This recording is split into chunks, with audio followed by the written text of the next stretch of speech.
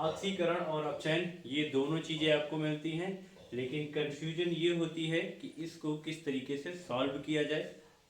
ठीक है, तो यही चीज़ आज हम देखेंगे, बहुत आसानी से हम इसको क्रैक कर सकते हैं। चलिए देखिए, अगर ऑक्सीकरण कहा जाए तो क्या मतलब, ऑक्सीजन का जुड़ना हो सकता है या हाइड्रोजन का निकलना हो सकता है। नॉर्मल ऑक्सीकरण के लिए आप देखेंगे कि अगर जैसे हमने मान लीजिए अगर कोई मेथेन गैस हम लेते हैं, ठीक है, मीथेन गैस लेते हैं और इसका ऑक्सीकरण करना हो तो हम इसमें ऑक्सीजन मिला सकते हैं और ये हमारा एक नया रिएक्शन बन जाएगा। ठीक है, अब देखिए इसका ऑक्सीकरण हो रहा है और ये CH4 है और आपका ऑक्सीजन है।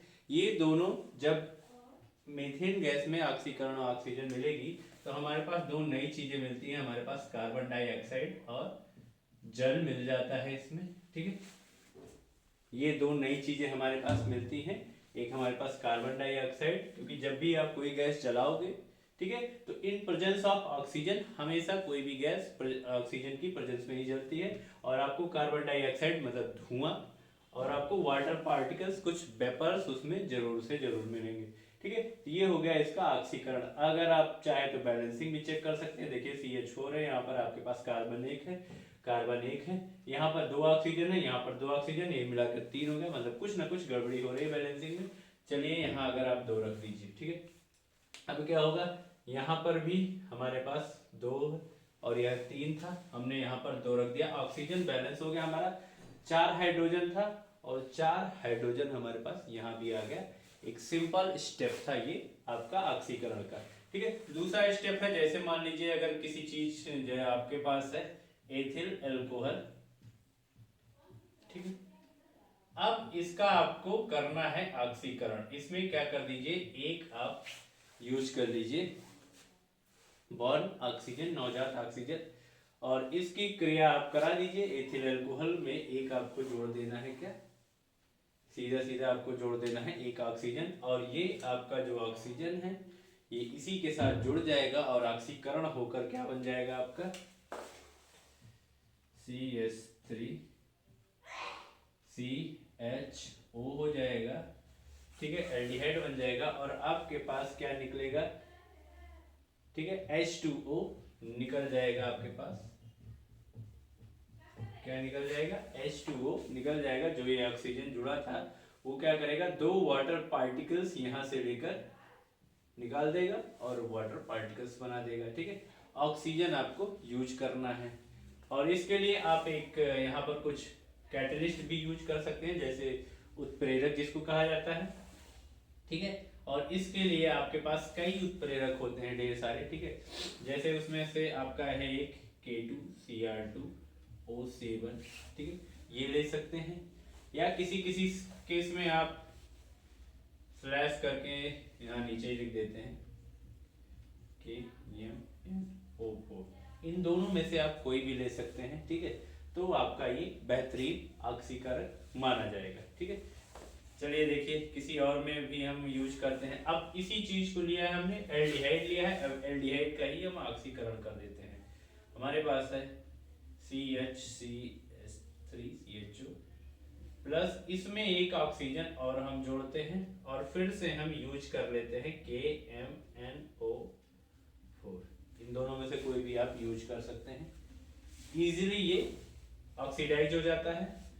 आपके पास जो बचेगा CH3COOH, इतनी चीजें आपके पास, ये ऑक्सीजन का होगा, डायरेक्ट यहाँ पर एल्डिहाइड में आके जुड़ गया है और ये आपका बन गया है CH3COOH एथेनोइक एसिड।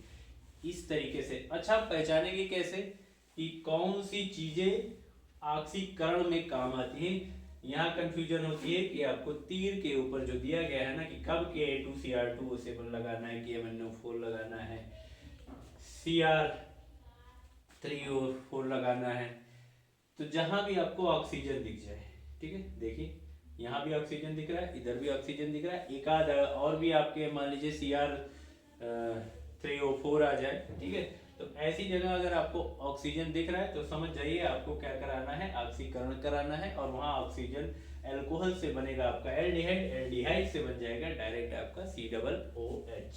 ठीक है, ये सारी चीजें इसी को हम रिवर्स ऑर्डर में अगर कर देंगे तो हमारा अपचयन बन जाएगा। ठीक है, अपचयन के लिए देख लीजिए क्या है। ठीक है, अब इसी को हम क्या करेंगे, अपचयन इसका करा देंगे आसानी से। अब अपचयन कराने के लिए देखिए वहां आपने देखा था कि KMnO4 K2Cr2O7, ठीक है, पोटेशियम डाइक्रोमेट, ये सारी चीजें दी हुई थी। यहाँ पर आपके लिए अपचयन कराना है, और अपचायक जो होती है वो धातुएं सबसे ज्यादा अपचायक होती हैं। ठीक है, और एक चीज है आपके पास यहाँ पर एक यौगिक है, ठीक है, कंपाउंड है पूरा एक। आप देखिए LiLH4, ये काफी बेहतरीन क्वालिटी का आपका अपचायक, ठीक है, रिडक्टिव एजेंट माना जाता है। आप इनमें से कोई चीज रखिए या ना रखिए, अगर इसको ही आप रख देते हैं, मिला देते हैं इस रिएक्शन में इसके साथ, तो ये क्या बहुत ही आसानी से आराम से एल्डिहाइड बना देगा। ठीक है, अब फिर से एल्डिहाइड को हम क्या करते हैं, जिंक कॉपर या, ठीक है, उसको फिर से हम गर्म करते हैं, और LiAlH4, ठीक है, इनके अलावा इसको भी डाला जा सकता है, या इनको हटा के आप सिर्फ ये सारी चीजें डाल सकते हैं, या सिर्फ यही सारी चीजें, बाकी आपको नहीं डालनी होती। अगर ये थोड़ा सा होता है आपका काफी कॉस्टली, काफी महंगा ये आपका रिएजेंट है, इस वजह से हमेशा इसका यूज नहीं किया जा सकता। जिंक कॉपर हो गया, प्लेटिनम, ठीक है, PD, Ni, ये सब चीजें आसानी से हमें मिल जाती हैं, इसलिए हम इन सब का यूज कर लेते हैं। और यहाँ पर देखिए एल्डिहाइड से सीधा क्या बन गया, आपका एथिल अल्कोहल बन गया। ठीक है, ऑक्सीकरण कराना है तो आपको अल्कोहल से आप एल्डिहाइड बनाएंगे, और फिर एल्डिहाइड से आप डायरेक्ट एथेनोइक एसिड बना देंगे। देखिए हर बार क्या हो जा रहा है, हमारा ग्रुप जो है, फंक्शनल ग्रुप क्या हो जा रहा है, इंक्रीज होता जा रहा है, बढ़ता जा रहा है, जैसा कि आपने IPSC में देखा था। ठीक है, अब वहां पर क्या है, अपचायक करना है आपको, रिडक्शन करना है। ठीक है, तो आपके बड़े ग्रुप से देखिए हमेशा छोटे ग्रुप बनते चले जा रहे हैं। ठीक है, ये होता है अपचयन। देखिए ऑक्सीकरण है क्या, आपका ऑक्सीजन का जुड़ना और हाइड्रोजन का निकलना रहता है, और अपचयन में उसी का हम उल्टा कर देते हैं, हाइड्रोजन का जुड़ना होता है और ऑक्सीजन का निकलना होता है। इस तरीके से आप आसानी से ऑक्सीकरण और अपचयन सीख सकते हैं, किसी भी केस में आसानी से आपको मिल जाएगा। देखिए ये 10th में, 11th, 12th, हर जगह आपको केमिस्ट्री में ऑक्सीकरण और अपचयन मिलेगा।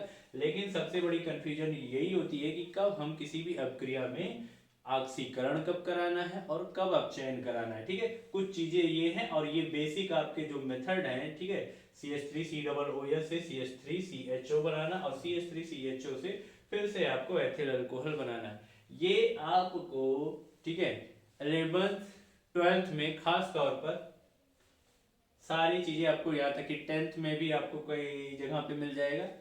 तो ये रिएक्शन आपको बार बार हर एक चैप्टर में, जब भी आपके पास एथिल अल्कोहल आएगा, ठीक है, हमेशा आपको ये चीज बनानी रहेगी, इससे आपको ये चीज बनानी रहेगी।